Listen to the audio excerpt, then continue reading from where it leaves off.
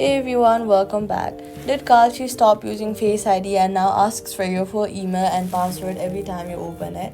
The fix is in your iPhone settings, under a minute, no login needed. First, go to your settings app, then search for Face ID and Passcode. Enter your passcode when it's prompted. Scroll down to the section called Other Apps. This shows every app allowed to use Face ID on your phone. Find Kalshi in the list. If the toggle next to Kalshi is green and off, tap it to turn it on. If it's already green but still not working, tap it off and then tap it back on to fully reset the Face ID permissions. Now swipe Kalshi app away from the list of recent apps and then reopen the app. Face ID should prompt automatically. If Kalshi does not appear in the Face ID app list at all, go to your settings again, then go to General, then go to iPhone Storage.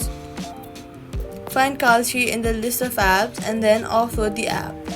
Once you offload it, go to the App Store, search for Kalshi, and then reinstall the app fresh all over. After a fresh install, it will ask to allow Face ID on the first launch. So all you've got to do is go to settings, Face ID and Passcode, find Kalshi, toggle on, reinstall if not listed. Face ID will be working in Kalshi again, and that's it. Subscribe.